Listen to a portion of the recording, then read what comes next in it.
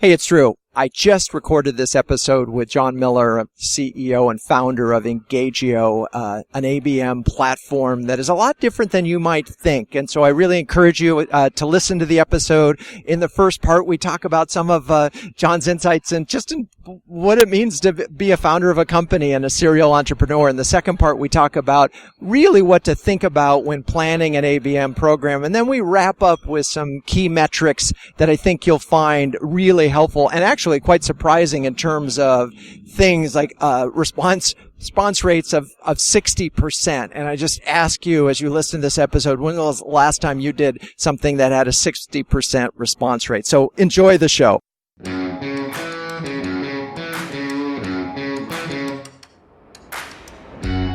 Welcome to Renegade Thinkers Unite, a show that will help you transform your marketing from mere messaging to programs that break the rules and make a difference.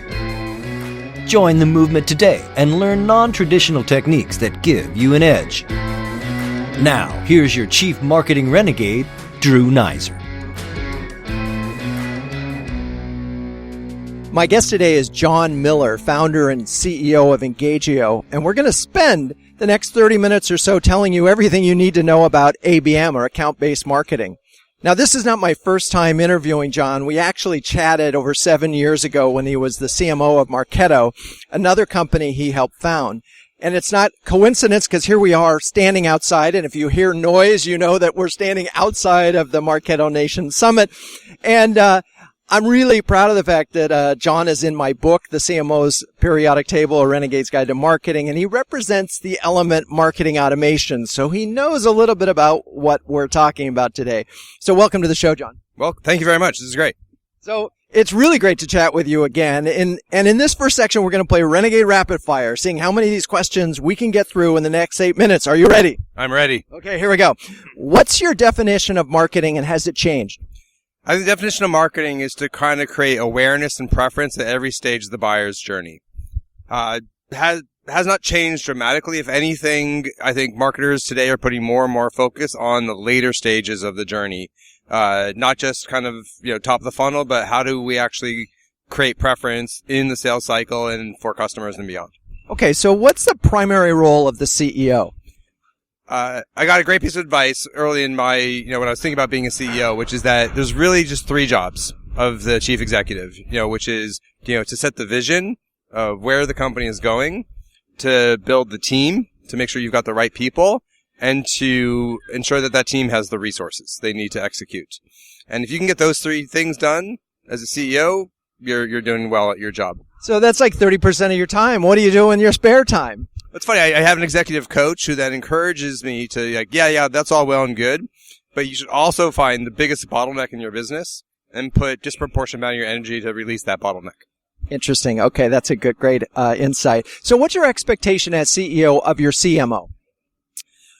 I encourage everybody, other chief executives, to not look for what I call the unicorn CMO, i.e., if you think about marketing broken into roughly corporate marketing and brand, demand generation, and then product marketing, you're not going to find somebody who's world-class at all 3. So my expectation is that I'm going to find somebody who's world-class at one of those and then can hire effectively to support the other 2. That's funny. I had Christy Maynor of Aegon Zender, and she talked about the fact that the ideal CMO today has at least 5 years of demand gen and at least 5 years of brand. But I agree with you. It's very hard to find someone because they're just different ways of thinking. Okay, so what's your favorite part of your job? I love working on the product vision and strategy. I'm driven by, trying to build the next great marketing platform, and being able to articulate that and rally the company behind that vision is what really gets me jazzed. Okay, and what's the least favorite part of your job? I think a lot of executives are going to say this is, dealing with all the people issues. Yeah, it's those pesky people. Well, sometimes we at the agency side we say, our business would be wonderful if it weren't for the clients, but that's a short-term vision, as we know. What's your proudest moment as a executive or as a marketer? Well, Marketo still obviously is a pretty important part of my career. Sidebar, one of the ways I'll know that that Engagio has really made it is when people no longer introduce me as the co-founder of Marketo. But, I think, one of the first Marketing Nation summits, when we were at Moscone in that huge room with the big stage and like the year like Hillary Clinton was speaking, and I'm able to say like, I helped make that happen. That was exciting. That's very cool. Okay. So thinking about, the most renegade thing in your career, how do you respond to that one? Well, a lot of people were surprised when I chose to leave Marketo. I mean, I was there for a long time. I helped to build the company. I think that my personal brand and the company brand were, to be honest, a little bit intertwined.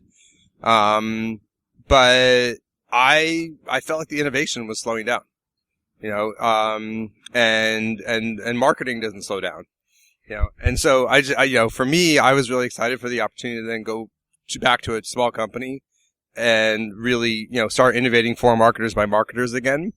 But yeah, it's not the easiest job to leave. And I imagine part of it is just, and you discovered you really are a serial entrepreneur. You like to build things.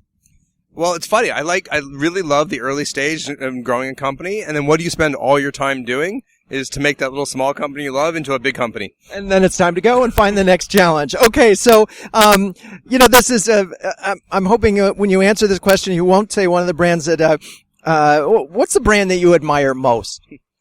So I'm going to talk about Salesforce. Because, I want to talk about B2B brands, first of all. And Salesforce has done something pretty impressive as a B2B brand, which is that, for a company that's primary product is actually pretty cut and dry, people have strong positive emotions tied to Salesforce. And, partly it's because the product just works pretty well in most cases, but they've created a feeling, around the brand that is pretty powerful.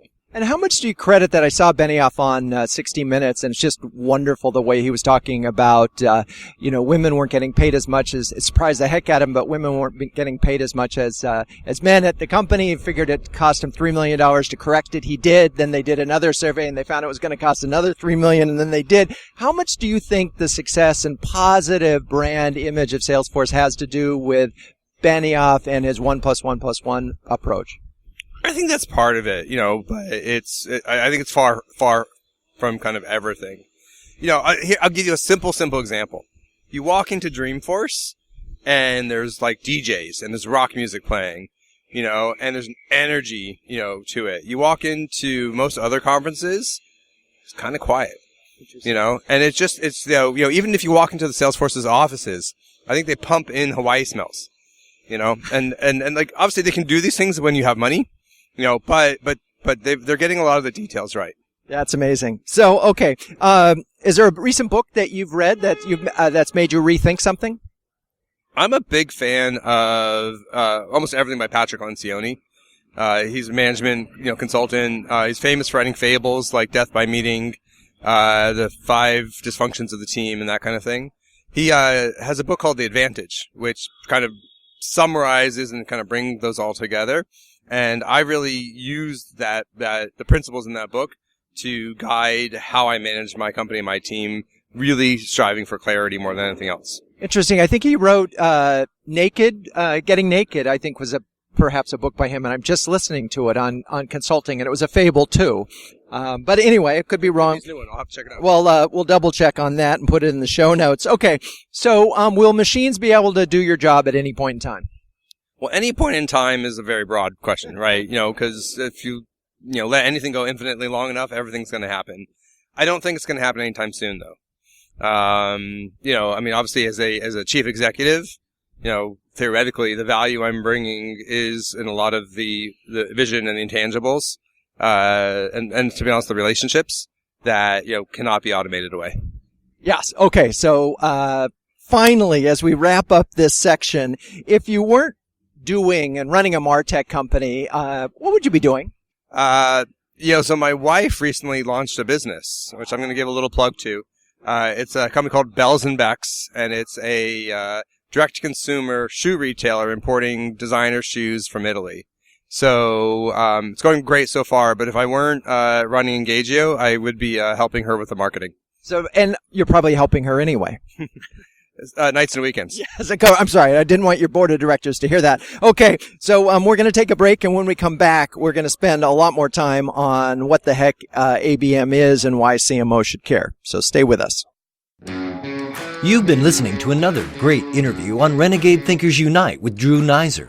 But the value doesn't end there. As a listener, you can download a free ebook from Drew, Renegade Thinkers, interviews with 11 trailblazing CMOs any business can learn from.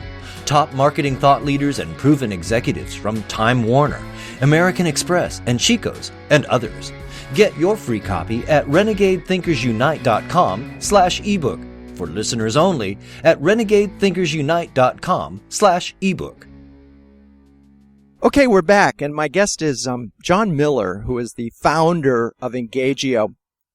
And we're talking about ABM, account-based marketing, which has gotten a tremendous amount of buzz. And I want to start, Jon, let's just define in your mind what ABM is. Sure. Oh, I think it's easiest to define as an analogy.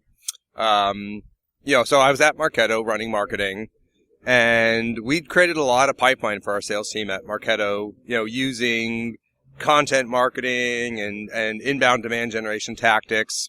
And then using Marketo's own products to do lead nurturing and lead scoring. This kind of marketing is, I think the analogy is fishing with a net. Where we would cast this wide net and we didn't care who specifically responded to our campaigns. We just cared, did we get enough? But then over time at Marketo, we started moving up market and selling to larger companies, and trying to go after specific companies that were in our ideal customer profile. And, lo and behold, the right people from these big companies didn't just happen to swim into our net. And we needed to find new ways of reaching out to these right people. The analogy here was fishing with spears. Finding the big fish and going after them proactively. And, we'll get in a minute kind of what that looks like. But fundamentally, that's what, to me, account-based marketing is. It's fishing with spears to put more resource and more energy into going after the right people at the right accounts. Okay, so let's dive into that a little bit. So I'm a brand, B2B brand. I've got 100 customers. I've done my homework at least, and I've defined what my customer profile is, size, location, industry, all those good things. Now I want to go get them, and spearfish, nail them. Give me a real world example of how this works. Yeah, well, we got to remember, the B2B markets are competitive and they're noisy, and, especially if you're going after, executives at the big companies, so is everybody else, right? So it's not like, these people are easy to reach and they've got their barriers up, right? And unlike inbound, these people haven't raised their hands. They haven't even expressed interest by downloading a white paper. And so we have to find a way to stand out from all the noise, and to frankly, be different as a way to reach out to these executives. So how do you do that? Well, some people do that by being really creative or just finding ways to delight, the person. Like if they love wine and chocolate because they've said that on their profile, maybe you send them, a very nice bottle of wine and chocolate. That's okay. And I think, I saw another example of a company that makes cartoons where they embed the person into the cartoon as the hero of the story, and you send them the cartoon. That's very cool. So there's sort of delight, right? Paths. And that's well and good. I also think can be gimmicky, and it's easily copied. So a even better strategy, in my opinion, is to deliver business value. So what is, the executive's job is to try to find ways to move their business forward, right? They're seeking this. And so I think the best spear fishing is when you can challenge the executive's thinking by bringing something new, some new business insights that are new. And to do that right means that you're really tailoring that insight to that specific person and business and or industry.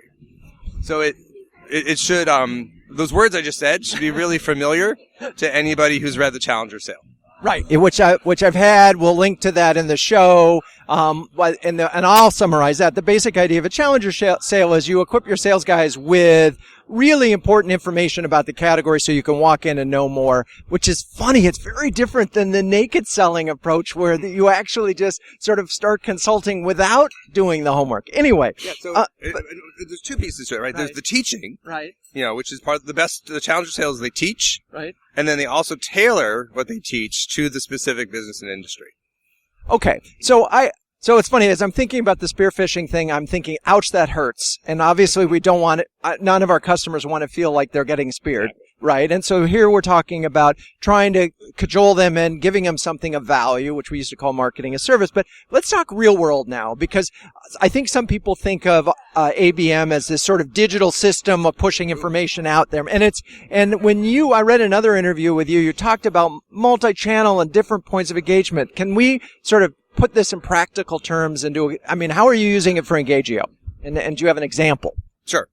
There's a bunch of stuff wrapped up in that. So, so first let me, just talk specifically about the fact that I think ABM has gotten kind of over-connected and over-identified with digital advertising, right? And the reality is, two of the biggest brands out there in ABM, that's what they do.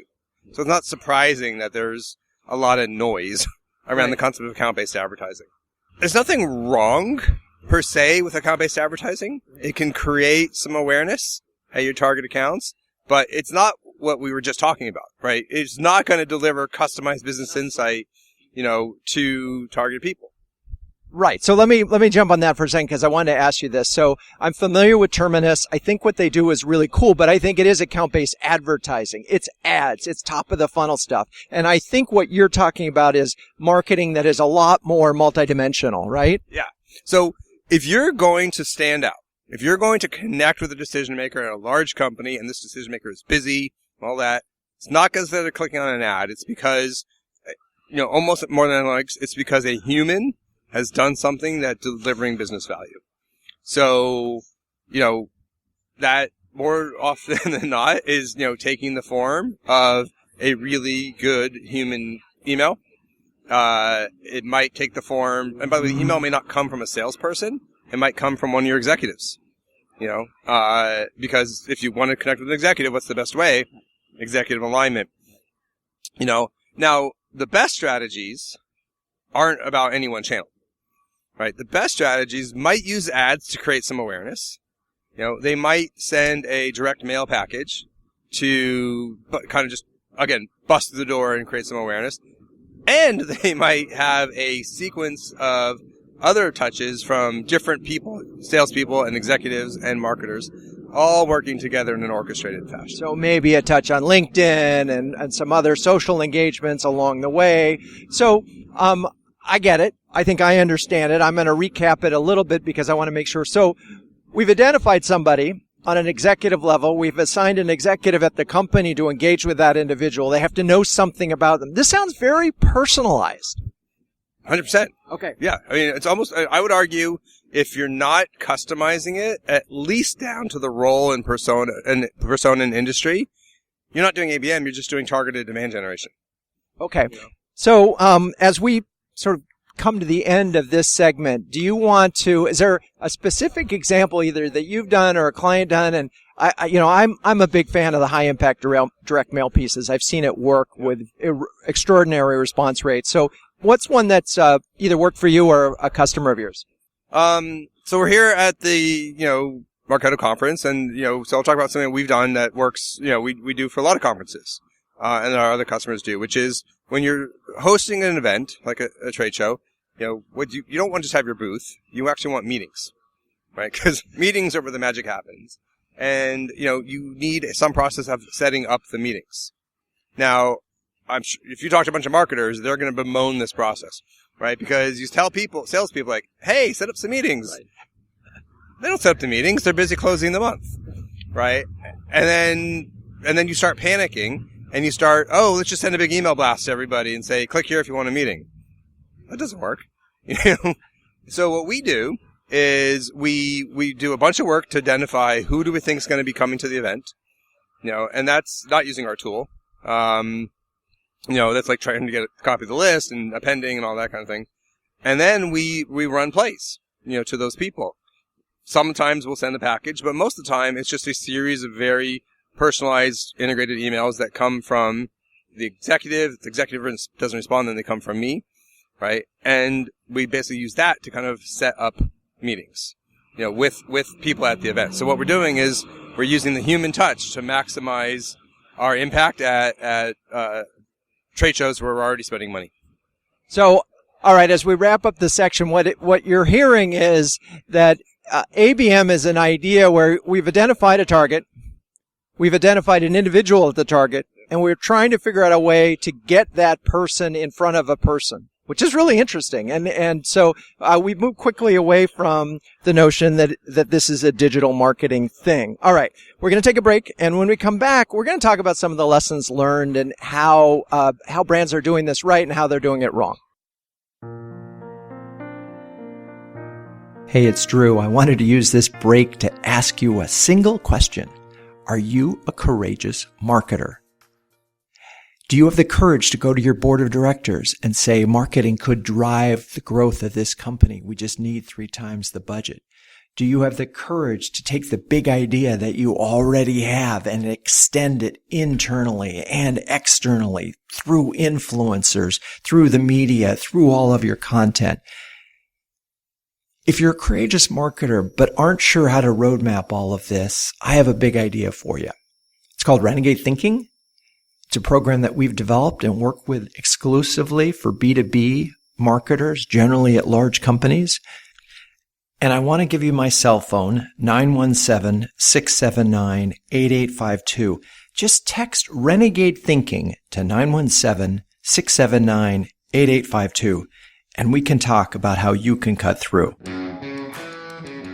Okay, we're back for the part 3 of my interview with Jon Miller, the CEO of Engagio. And we've been talking about account-based marketing, and it's a lot different, I think, than some of you might have expected. So let's just talk again. Let's sort of review. You use the term play, by the way. Let's talk about that. What do you mean? Well, I like the word play because it makes me think of a football coach with X's and O's on a chalkboard. And, in account-based marketing, first of all, there are multiple people at the target account we're trying to reach, right? So that's a bunch of O's, and then, it's not one lone marketer or one lone salesperson. You have a whole team on your side as well. Marketers and salespeople and executives and all that. And those are your X's, right? And the play is who does what when, and it's just another analogy, of how you orchestrate all these interactions. Okay. So, let's talk about a play. Let's talk about your favorite play, someone really just killing it out there. So we have a company called Lingo Live. They make translation software not translation software. They make, tools for a company that has a multilingual workforce. And kind of how do they kind of do almost HR for when your developers speak different languages.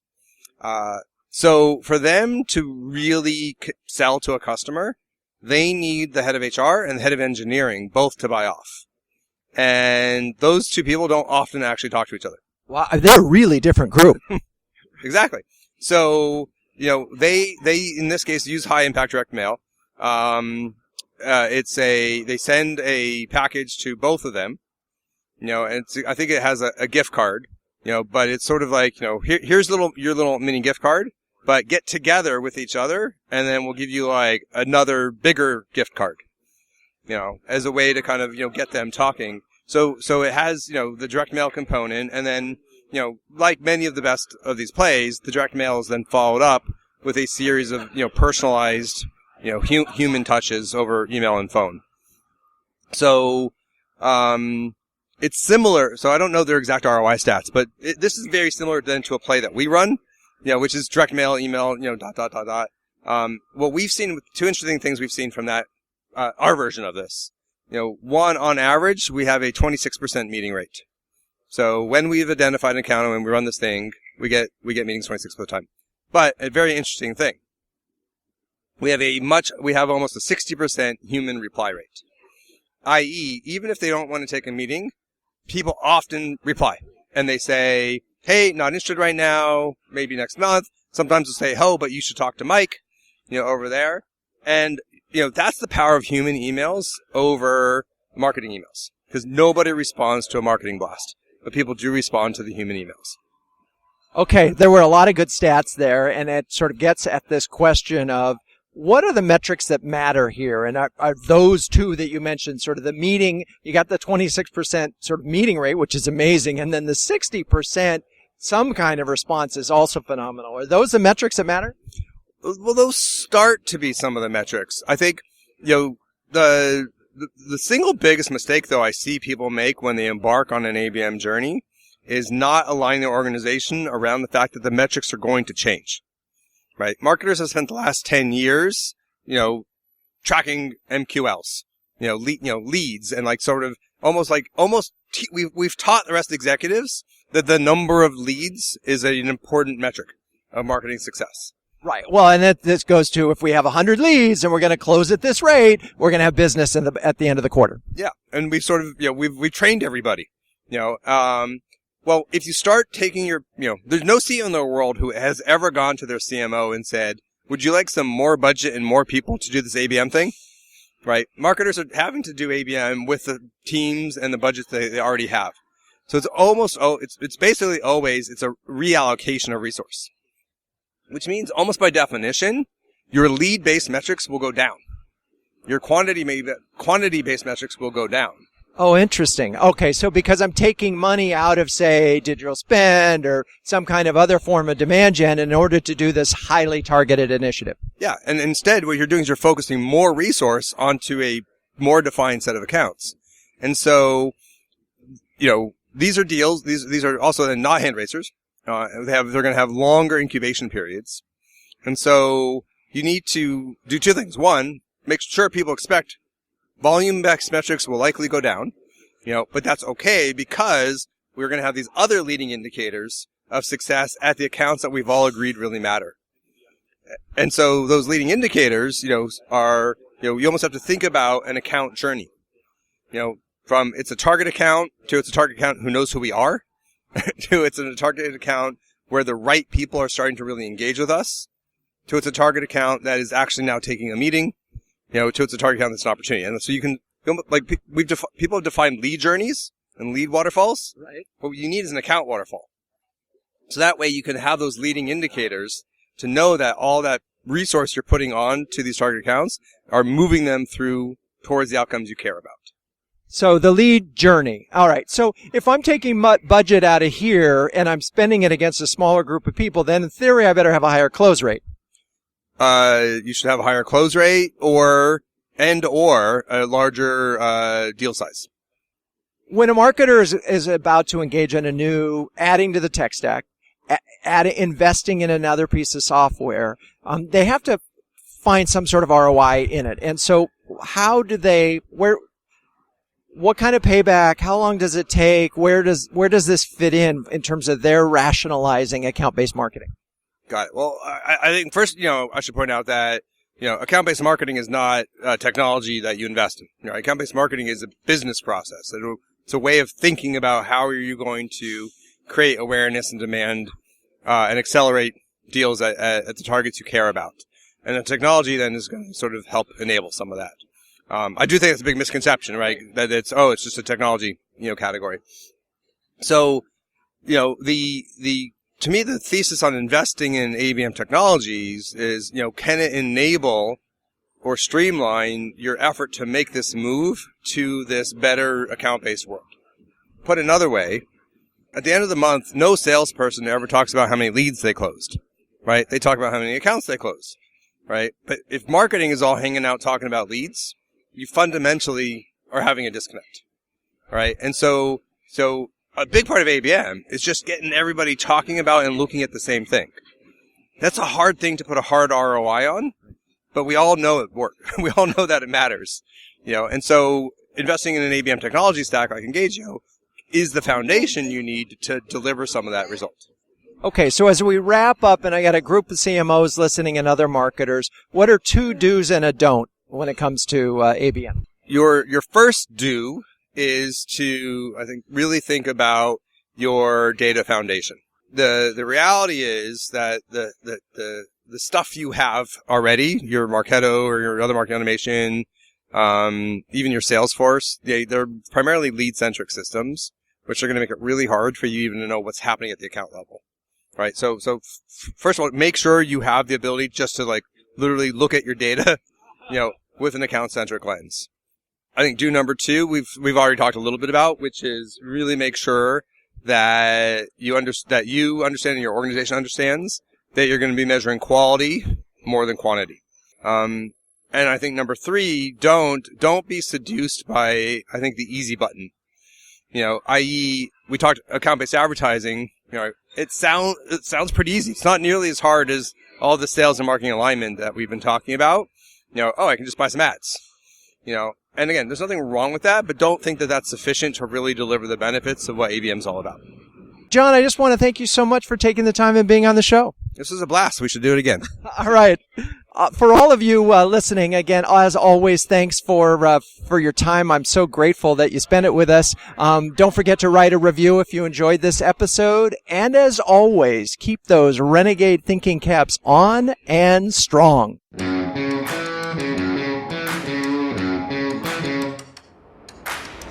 This has been Renegade Thinkers Unite, but it doesn't end there. Just go to renegadethinkersunite.com for more and subscribe to the show. That way, you'll never miss an episode. We'll talk with you next time on Renegade Thinkers Unite.